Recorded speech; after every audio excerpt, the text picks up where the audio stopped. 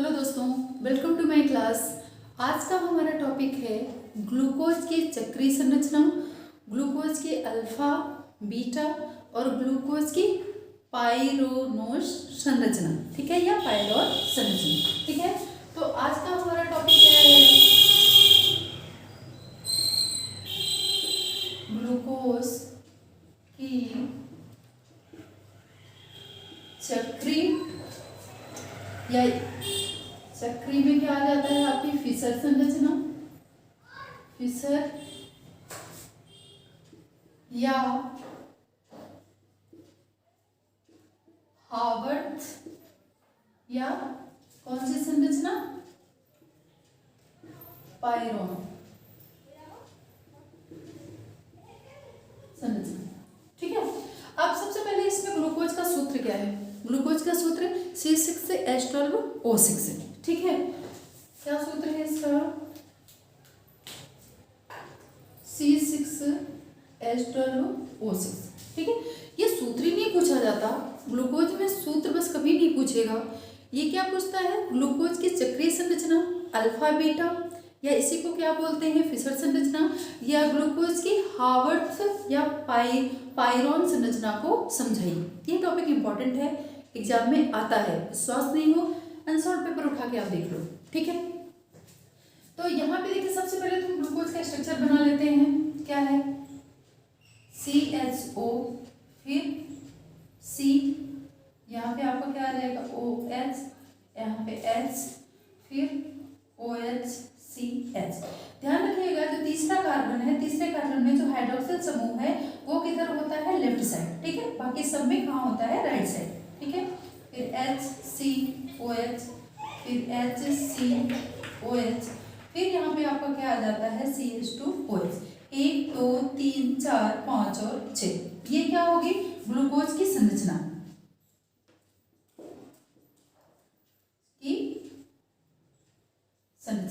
ठीक है, अब इसकी चक्रीय संरचना देखेंगे दोस्तों, तो चक्रीय संरचना में क्या होता है? जो पहला कार्बन है इस संरचना का, पहला कार्बन और ये पांचवा कार्बन O। ठीक है, तो यहाँ पे पहले कार्बन और इस पांचवें कार्बन, 2 3 4 5 और 6, इसमें क्या होती है? साझेदारी। ठीक है, तो जो आगे आपकी अल्फा और बीटा स्ट्रक्चर बनेगा, इसमें क्या होगा? यहाँ से जो हाइड्रोजन है वो कहाँ पहुंच जाएगा? इधर पहुंच जाएगा ऑक्सीजन के पास। ठीक है, और जो ये ऑक्सीजन है इसमें दोनों का साझा हो जाएगा, इस कार्बन का भी होगा और इस कार्बन का। आइए देखते हैं। अब यहाँ पे देखिए C तो ये पहला है ही, यहाँ पे क्या आ गया? H। अब ये जो H है ये कहाँ चला गया? O के पास, तो यहाँ पे आपका क्या हो गया? OH। ठीक है, बाकी सबसे यहाँ पे आपका HCOH, फिर OH CH, फिर HCOH, फिर 1 2 3 4 5 HC। अब यहाँ पे क्या बचा? O। तो अब ये जो O है ये भी कहाँ जाएगा? कार्बन के पास। कौन से कार्बन के पास? पहले कार्बन के पास। 1 2 3 4 5, यहाँ पे आपका क्या हो जाएगा? CH2OH। ठीक है, तो जो O है, O में किसकी साझेदारी होगी? पहले और पांचवें कार्बन। क्यों होता है ऐसा? क्योंकि आपने संयोजकता पढ़ी होगी, वैलेंसी पढ़ी होगी, कार्बन की कितनी होती है? 4। तो यहाँ पे भी कितनी है? 4 तो किसके हो गए? कार्बन के। 5 6 और 7, जबकि चाहिए कितनी? 8। ठीक है, इसीलिए ये किसके साथ बॉन्ड बना लेता है? किसके साथ साझेदारी कर लेता है? पांचवें कार्बन के साथ। ठीक है, तो यहाँ पे ये जो ऑक्सीजन है यहां से हटके ये कहां चली जाएगी? ये।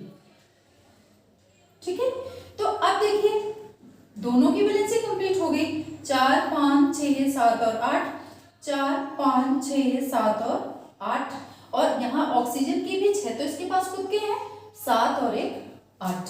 ठीक है, तो ये चीजें आपको क्लियर हुई कैसे ये कंप्लीट कर रही है। यहाँ पे इसकी वैलेंसी पूरी नहीं हो रही थी, तो ये पांचवें कार्बन से इसने बोला कि चलो हम दोनों साझा कर लेते हैं और अपनी अपनी जरूरत पूरी कर लेते हैं, अपना अपना बॉन्ड पूरा कर लेते हैं। तो पहला और पांचवा।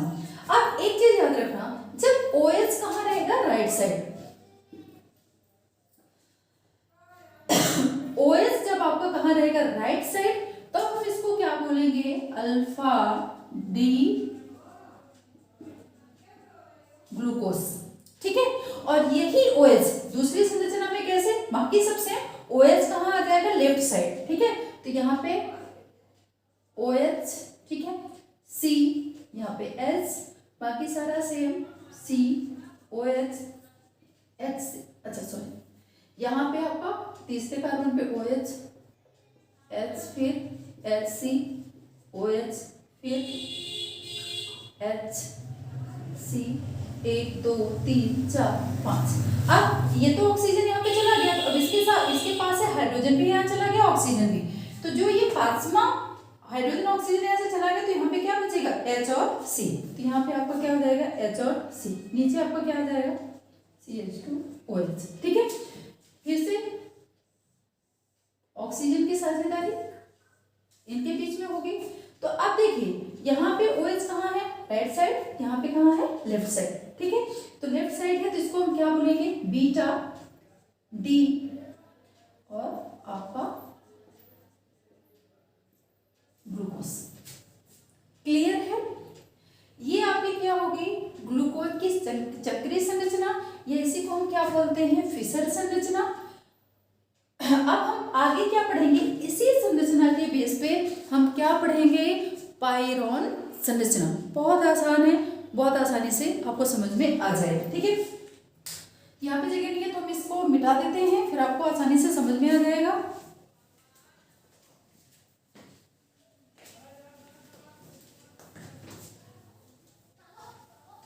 ठीक है, यहाँ पे हम कर लेते हैं। अब यहाँ पे देखो अल्फा डी ग्लूकोपाइरोन स्ट्रक्चर, वो कैसे बनेगा, देखो जब हम इसको ऊपर की तरफ करेंगे, देखो पाइरोन का पहले देखो स्ट्रक्चर कैसे होता है पाइरोन का।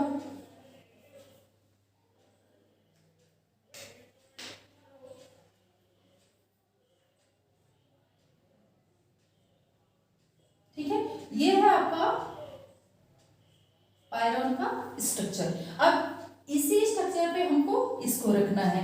तो ये जो हाइड्रोजन है बच्चों, जब ये ऐसा घूमेगा सीधा, ठीक है, तो ये कहाँ चला जाएगा, ऊपर, और ये कहाँ चला जाएगा, नीचे। जैसे देखो ये हाइड्रोजन जब ऊपर, इसको हम इधर ले जाएंगे तो कैसे हो जाएंगे, H C और OH, ये भी आपका H C और OH, और ये ऊपर जाएगा तो ऊपर क्या हो जाएगा आपका OH, फिर आपका C, फिर आपका H। ठीक है, इस तरह से ये स्ट्रक्चर, ये पहला हो गया, ये दूसरा हो गया, ये तीसरा हो गया।